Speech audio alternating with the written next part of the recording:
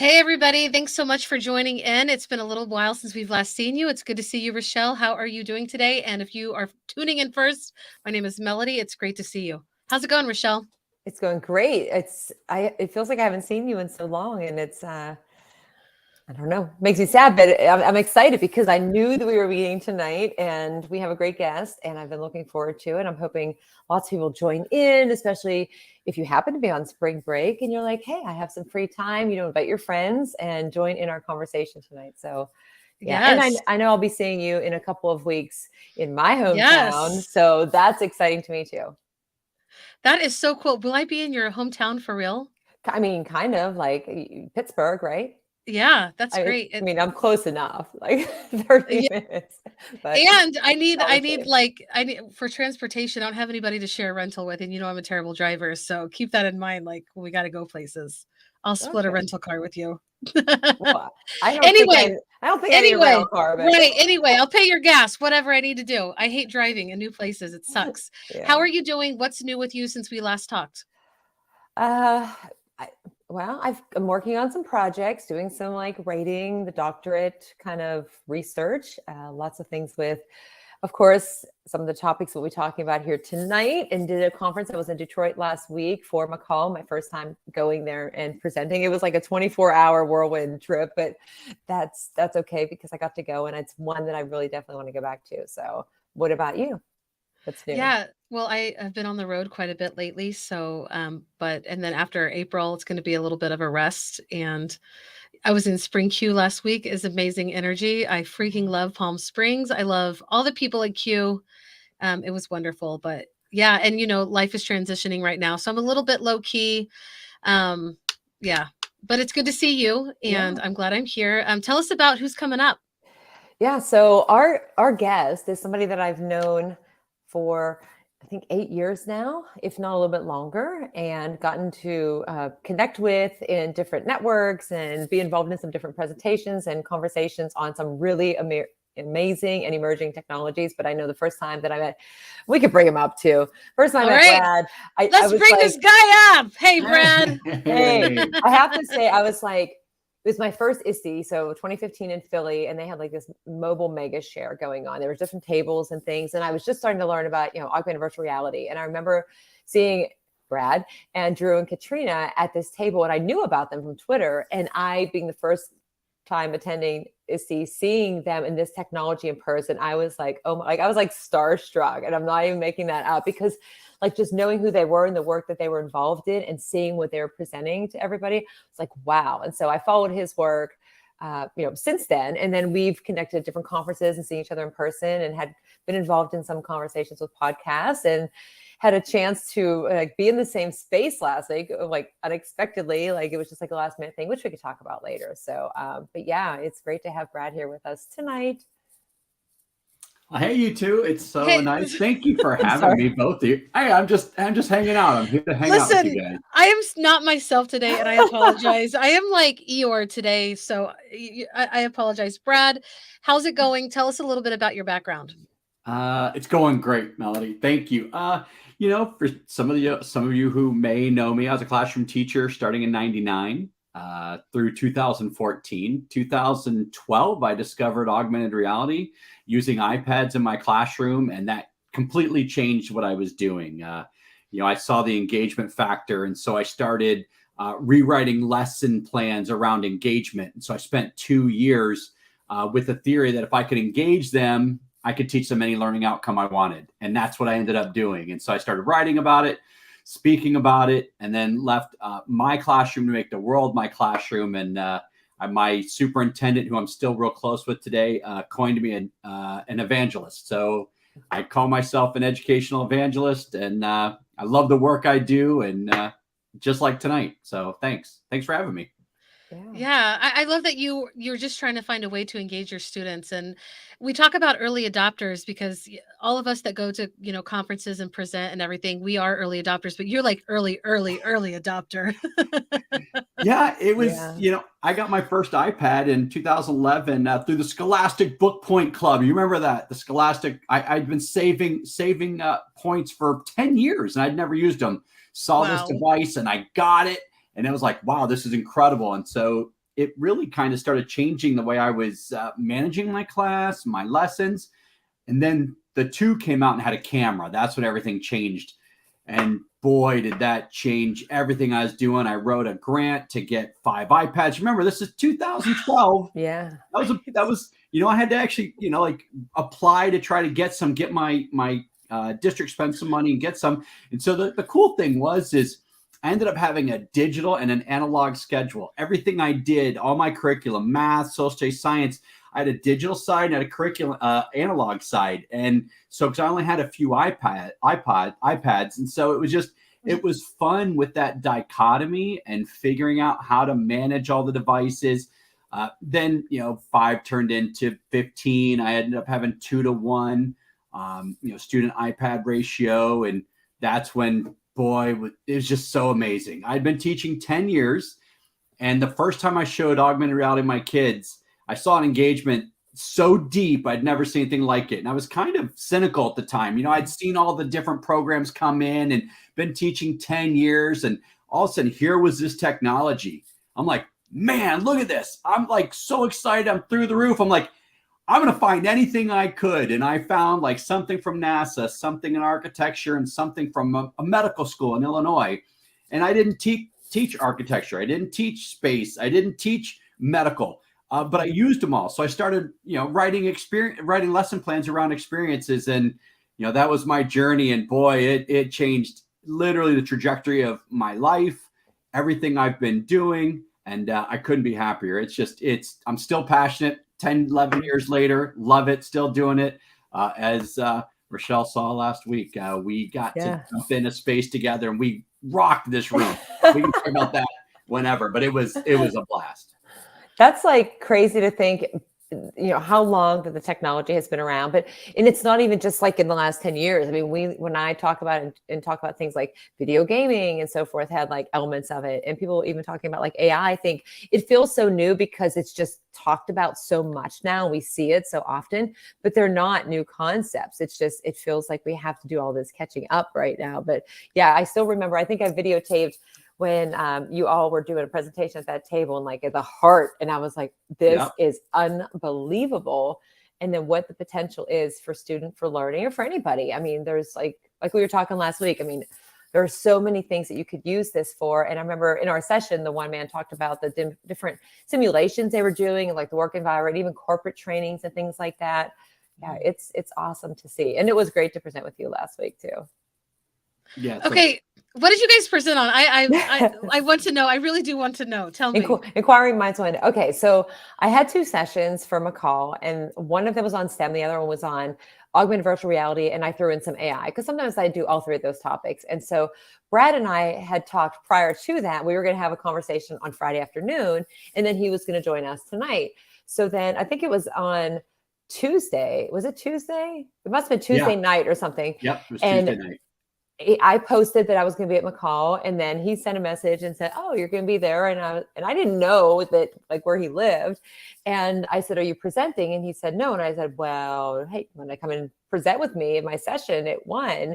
He's like, "Yeah." So we just threw, some slides and things together, some of which I use and some that he uses. And then it wasn't like we sat down and met and plotted it out. It was like, I go, you go, I go, you go, or whatever. And it just was 1 hour, and it was a lot of fun and a lot of good feedback and comments, and people were engaged. So yeah, it was great to be actually in that space and sharing, the work that he's doing, obviously on a global scale, and then things that I've learned in my classroom space and from teachers and everybody that's going to these conferences or things that you're seeing that people are posting and asking for help. So it was high energy for sure. It was like bam, like nonstop. It was great.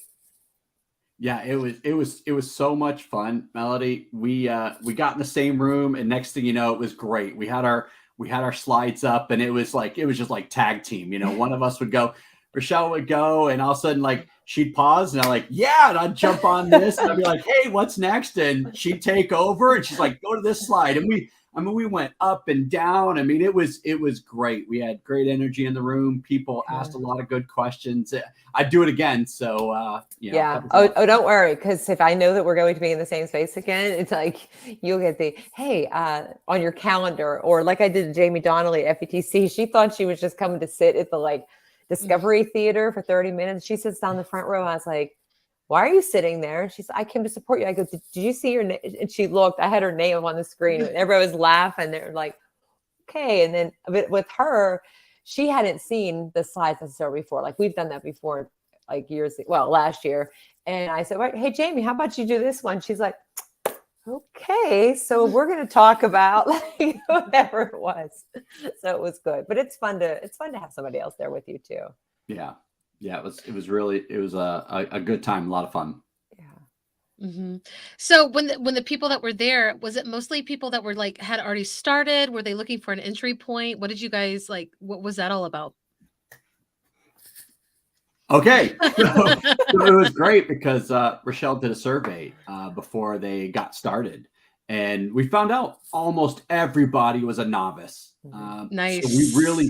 So what we did is they were just beginners. So, knowing who was in the room. So we really laid out the difference between AR and VR and explained to them, not only the technology, but more of, why would you use AR? When would you use AR? What are the pros and cons? What is VR? When would you use it? What are the pros and cons? In an educational setting, how do you deploy? How do you get students on? How do you get them involved? What does that look like? And so, it was nice. That was a great idea. I usually just have raising hands. It was funny. Rachelle's like, so everybody doesn't have to raise hands. If you can fill out the survey, I'm thinking, I was just going to say, all right, let's raise hands. But it was great. So everybody was pretty much in the beginning of their journey. And so that's where we started. That's awesome, because I feel like in a lot of ways I'm at the beginning. So I'm just going to ask this, for all the other novices out there, what is your entry point like when you're talking about like ChatGPT? And we're going to talk about that. For somebody that maybe, on the intermediate, you guys, I think are kind of at the top of, technology using and all that stuff. And I know I didn't say that right. So for someone that would be, intermediate or beginner, how would you recommend them to get started? Okay, I didn't prep you with this. I'm just curious. I just lost my tab. That's why I paused for a second. Yeah, I always, and we literally had this conversation in our session, in Rachelle's session, was, AR is, using a mobile device, whether it's a phone or a tablet. The great part about using AR is the adoption is real easy and fast. You can get hundreds, thousands of people, you get 30 people, 20 people involved in an AR experience immediately, real quick. I love that. You get a mobile device, you download an AR app, boom. It's just like opening your camera. And it's as simple as that. Because you'd open your camera, except for in looking through your camera lens, you get digital information. You get whatever that is, the solar system floating around. A 3D, model of a human, Abraham Lincoln talk, whatever that might be. Right. So AR is just so quick and easy to adopt, take on and try. So even beginners, people who are just learning how to use this technology, if you can attach a photo to an email or open up your camera, you can use it in your class love that. right away. So. I know. There's some good apps that you can just start with, but that would be, what I would recommend. How about you, Rachelle? Yeah, well, good old Merge Cube. Yep. Which, when you say the solar system, and I've talked about this before too, whether, like, I don't think on here necessarily, well, actually maybe with Jamie Donnelly one time, but, when these were $1 and like how many people like grabbed at the different Walmarts when they went on sale. But like, it is a great way, for me, we talked about this last week too, like the solar system, some people just cannot remember that. And you try to visualize it, you study it and study and study, but like, you just don't get it. Or things in geometry, parts like anatomy, anything that you can hold, like a volcano, the layers of the earth that you can actually hold in your hand, manipulate, and you see it and you attach more meaning and connection to it because you're like able to look at it and focus on it in a way that makes sense to you. And it's fun, but beyond like, oh, ooh, wow, this is awesome. Like what the creation part is it for students, because you don't want them to just sit there and consume. Like, that's great. Okay, now like take that solar system and like have your friend hold a Merge Cube and then do a screen recording where like, hey, your head is like the sun or it's like the planets in the solar system, and tell a story about it. to go beyond that, like just the basic consumption, have them creating, it is easy to get started. I mean, granted, if you have accessibility to all of those different resources, like that's key, but there's enough out there that you can grab like free trials, or you can even just print out the paper merge cube and at least give that experience to students really quickly. And it all starts with like your phone. I mean, 6-year-olds may or may not have a cell phone at this point. I don't know. I think there's a lot that do. So you have the parents put the app on, but yeah, it's fun to get started. Oh, that's really cool. Yeah. Yeah. I love it. And then VR is awesome. I'm all ears. See, I'm totally paying attention. Tell me about VR. So just imagine, right now you're sitting there like in the dark. You're like, I wish that I was like totally somewhere else, immersed in some other space. And you, oh yeah, I could get mine's over there. I could also get mine. Yeah. Yeah, they're all right here. We all have everything. We should all like just sit here with our heads, with our Quests on. I thought it was over there. But there's so many things. I mean, it's fun for me. When I started, I used Nearpod. That was the very first thing, because it had the VR, the tours in there, and about Nearpod too. And for any teacher that's like, I wish I could give it a try to see what the student response is, like that's an easy one to go into. But there's a lot that are web-based, and you don't actually need to have the headsets. I mean, it's great if you really feel like you're immersed in that, especially if you're doing, like Beat Saber on the Quest, like get your workout on and your dance moves. Awesome. But to simulate experiences and to really feel, and then how that helps you to learn, like you develop empathy in some cases because of what environment you're placed in, or to develop skills like in public speaking, if you have a fear of that and you can simulate that environment. I mean, there's so many more, and Brad can speak to more of that.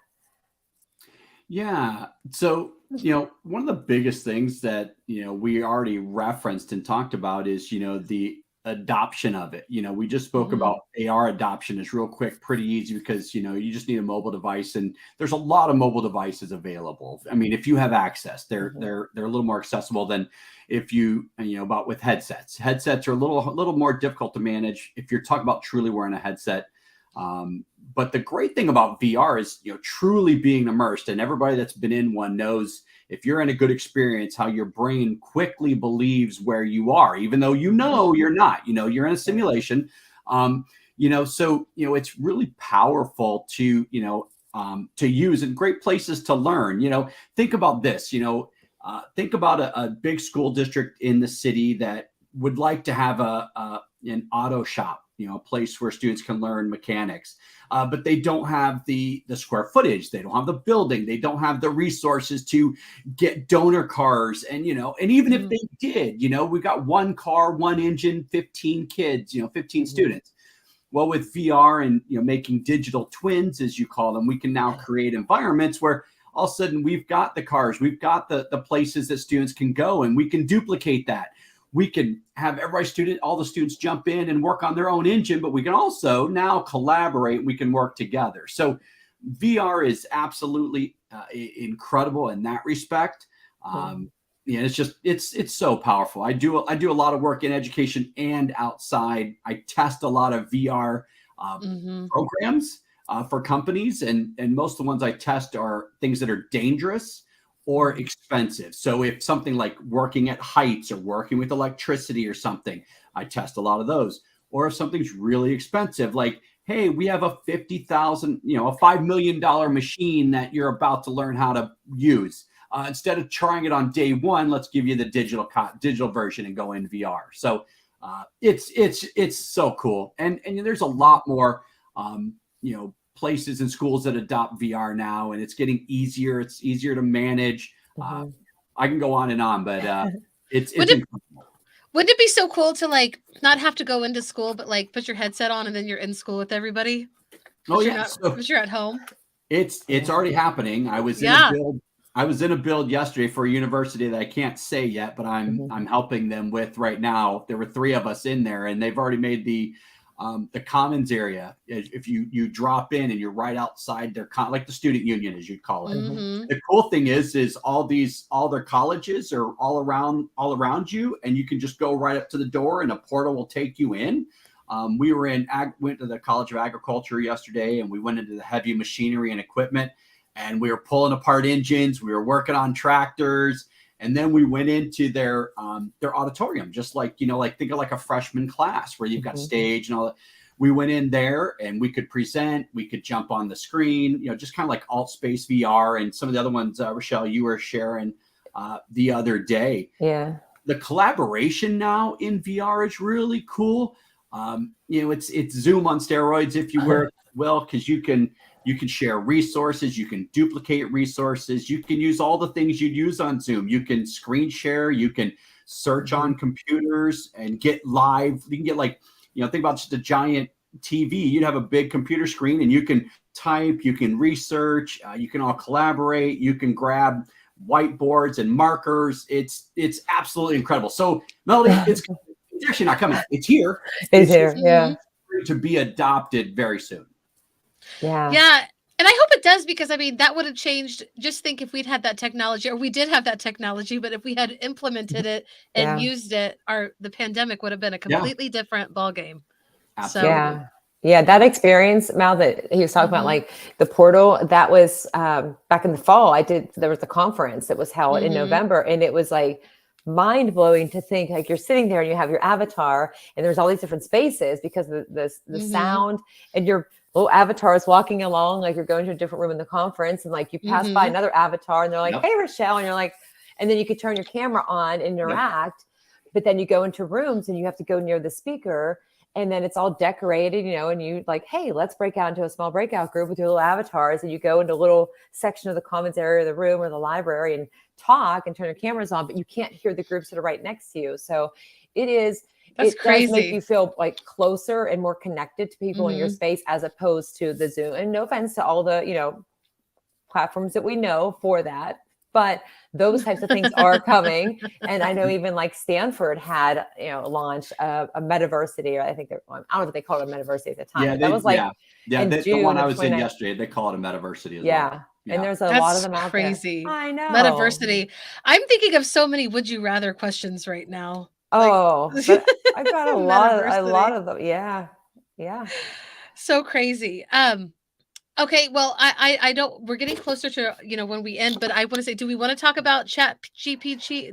It was huge at Q. I'm sure it was huge at McCall as well. Do we want to go into that, or do we want to play our game? Well, we it kind of leads us into our game. Okay. But I will say with the ChatGPT that it is amazing how much it has just like, because I did an article back in December about it when it, a couple of weeks after it launched and it was open, and not a lot of people, 1 million users or something like that at that time. But then even last night, I got the access into Bard, and there's all these there was these Chrome extensions that have it now. There's like so much, and it's I don't know, it's unbelievable what it's capable of. And of course, GPT-4 originally was like, oh, it's not gonna be till summer. You're like, oh, it's here now. Sorry, surprise, we're early. But the reason I said it leads into our game is because I use ChatGPT for the game. Nice. And Bard. I use them both. I got a would you rather and I have a this or that. So yeah. That's funny because that's the first time I used it was to create questions for a trivia game. So yeah. Nice. It's pretty good. And Brad had some really good examples that were so funny. I mean, I wish we had time for him to do his reading of the prompt responses from last week, because they were so funny. But the one that you did, and you were like changing your voice. Which one? I can't remember what the prompt was. The prompt was explain how to get a peanut butter and jelly sandwich out of a VCR in the verse of the King James Bible. And so it was like, for once a man shouted to the Lord, my peanut butter and jelly sandwich is stuck in a VCR. How should I get it out? And it was great. So I discovered that one when I was working with the school district in Texas the night before. I was just doing some exploring. I found I'm like, this is going to be my go-to. And I got into the pastoral voice and was just, it was a blast. So that's my lead. That's when we go into it. Kind of gets everybody laughing and points out how like crazy it can be. But then there's some incredible prompts, and I was literally talking about this last night that one of the biggest takeaways right now for teachers, for me, is just saving time. It's saving time, giving them Yes. the chance to have that time to spend a few more minutes with the students, spend a few more minutes with a different prep, whatever that is. Because look, we get so many new things on our plates as teachers. They don't take them off. They say, oh, it's not another thing. Well, I'm sorry, Steve. It really is another thing. Yeah. It's just one more thing. You're telling me it's not, but it really is. And we've been doing this for 5 years now. But it's a great prompt to help, great place to help teachers. Rachelle's done some great work on it. I've shared about it. There's a lot of great resources out there. And ChatGPT 4 is, I've got it up on my screen right now. Can't get into it, but it's really going to take it to the next level. It's pretty impressive. So overall, it's absolutely incredible. Yeah. And I want to give a shout out to Katie McNamara. I went to one of her sessions at Q and it was amazing. And what really drew me into was when she talked about reclaiming our time. And then I saw Alec Kuros and Ken Shelton talking about that as well earlier this week. So shout out to everybody who is educating the rest of us. You guys are amazing, because honestly, I wouldn't naturally go into this. This is not my realm of like where I lead, but it is really cool, cooler than I thought it would be. So yeah. And you need to try it. Like if you haven't tried it yet, like definitely, and think about like questions that you might use if you're a classroom teacher or whatever, or an email that you would write. If you think like, oh, I have to write this email, like you just pop that in as a prompt and see what it comes up with, and have it regenerate too after you've read it to see if it's similar, because, the concern about is all the kids going to use it. It does repeat some of the same things, and it's not always correct, because it said that I had a PhD in curriculum instruction and I was an associate professor at some university. I'm like, yes, I can like totally drop out of this. Like everything on the internet, manifesting things for you. Right. It's awesome. So, so I did make some questions. I guess I did make questions, right? They're mine from ChatGPT for our game. Okay, it's game time. Yeah. Is it game time? Yep, it's game time. All right. Okay. Question 1, again, these may or may not be my own. Would you rather travel back in time or travel to the future? Future for sure. That's God, a tough one. I would like to go back in time and correct a lot of terrible mistakes that I've made. I would love that. I'd like to go back in time to meet some really great people, but I know their story. I know their history. I know nothing about the future. I'd just be amazed. I want to know when the aliens land. I want to know what technology we're using, all that stuff. Yeah. Right. True. If I could go to another planet where there's life, I would love that. That's not one of the questions, no, that's not like, that should be. I want to meet the aliens. That's right. If the aliens are here and they've already taught us about, time travel and all that stuff, you could go. Hey, I don't think it's gonna be that long before we get some really good proof that, they're around or coming down or whatever. It's gonna be great. I bet they're already here. Yeah. I talked about it with 7th graders 2 weeks ago. Like, who thinks that life exists, beyond our solar system? And they all think that, it does. And at that age, I probably would have said no. But anyway, let's go on. Sorry. Okay. So would you rather live in a world without technology or a world without art? Without technology. Yeah. I don't know. Is this a rapid fire answer? Or am I supposed to elaborate? No, you don't have to elaborate. It can be a rapid fire. No, you know what? I believe in the human connection, so I'd rather have art than technology, because my friendship group would just be a little smaller, but it'd be closer. I'd be missing people who were in different places, but I'd like to think I have really strong, deep relationships and have to keep that human connection. So I like that. I'm going with Brad's answer. Okay. I will also go with Brad's answer. Next question. Would you rather be stranded on a deserted island alone or with somebody you really dislike? Oh. Well, I'm not good with small talk, so I'd probably rather be by myself. But I might be regretting that decision 1 month later, and really I've got 25 more years. I probably would have been happier with somebody I don't really like. Maybe I get to like them better. So right. I don't know. Trick question, because I'd like to say by myself, but the reality is you probably want to be with somebody else, would be my guess. Yeah. Yeah. I'm gonna choose, the somebody I dislike. Yeah. Me too. I thought Brad would have chosen that because he said about like the connections, and they're like, wow, I don't know about the small talk. That's pretty funny. Good call. Okay. Would you rather give up social media or your smartphone for a year? God.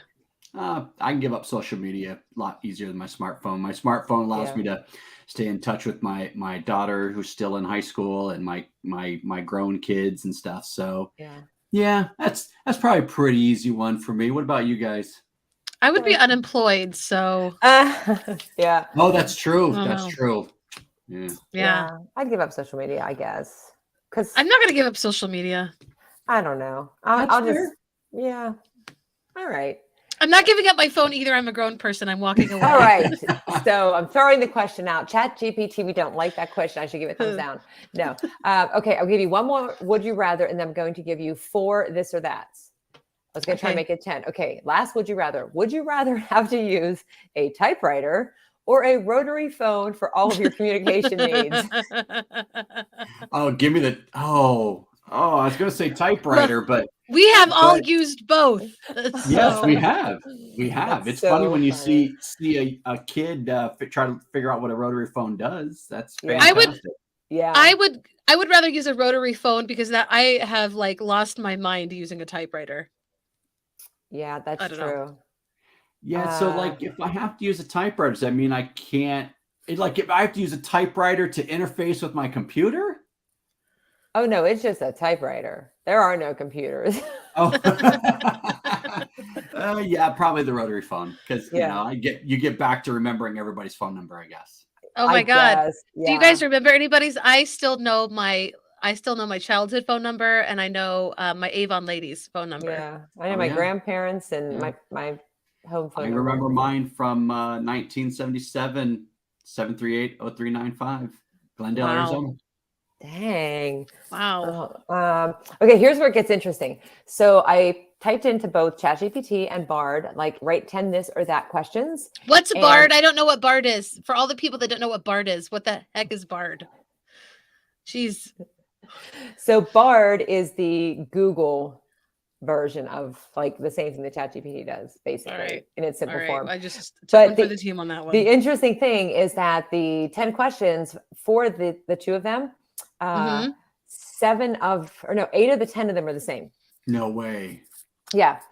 So on both of them, it was coffee or tea. So that'll be your first one. Oh, cheese. Tea. I'm a tea drinker anyway. Oh, it was coffee or tea? Coffee or tea, not cheese. Yeah. But I can make it coffee or cheese for you. Yeah, tea drinker, iced cheese and hot. I drink hot tea every day.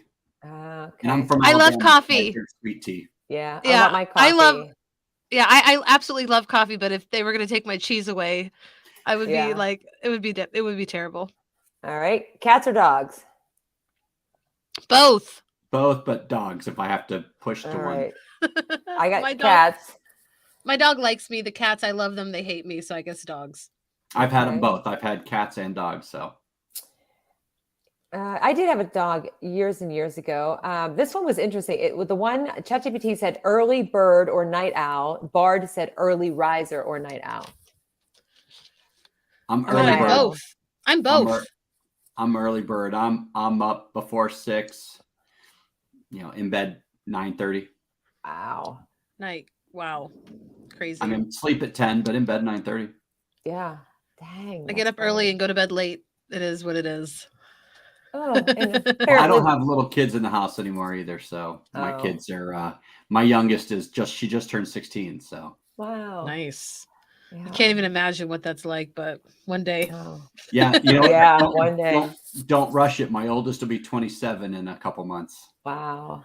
So it happens fast. Yeah. I remember when he was 5 and in kindergarten very clearly. So it happens all of a fast. Sudden, 27. But it's great. You get really proud of the kids you raise. Mm-hmm. Yeah. For sure. Last question. Okay. Summer or winter? No really? brainer for this guy. Yeah. Summer. I live in Detroit, so summer. Yeah, I would say summer. I do like the winter, but the summer. I hate the winter. Yeah. So both of those had that on there. The winter can go to hell. You live in Alaska for I quite some still live time? in That's where she Alaska. Oh, is. Yeah. I thought you moved to the lower 98. You just I work in the freaking lower 98 wish. now, right? No, I actually work remotely, but I'm all over the place. Oh, But yeah, I know. I I see you travel all the time. yeah, So, I Hmm. am sick of the winter. So I lived in Texas for almost half of my life, and I moved from Missouri just to get away from the winter. So that's why I moved to Texas. And so I used to think that people that lived in Alaska were foolish people. And anyway, so Texas, you have like almost summer for all year long, right? Like 9 months of the year. But it's the opposite here. It's like winter, and you have a spring. yes. Yeah, you don't really have, to me, a summer, but it is Hmm. beautiful and there's a lot of wonderful things here. So I don't want to bash it, but I hate winter and I'm over it. And it snowed today. So I'm a little pissed, is all I'm saying. Oh, There it is. oh my. Anyway, Yeah. was there So any more questions? no, I mean there were more, but it was interesting to see like what it generated, but then that the two of them had, and just I Oh, said yeah. write 10 this or that, and how many were the same. I mean, slight variation on the word early riser. Uh, oh boy, apparently there's a big storm Mm. brewing. So if I disappear, that would be why.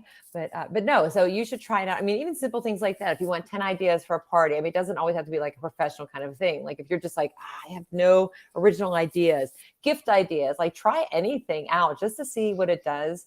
And if it gives you like a we're sorry, just refresh it. Like it'll come back.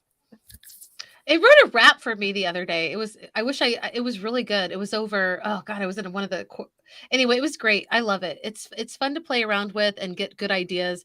And if your brain is just drained, I think I think it's wonderful. So I yeah, agree. for sure. Oh. So we went over, Brad. Thank you for being patient with us. We Yeah. always ask our guests before we say goodbye. Do you have any last thoughts or advice or wisdom that you want to share? And it can have nothing to do with anything that we've talked about. Just something that's on your mind that you just want to say and share with the world.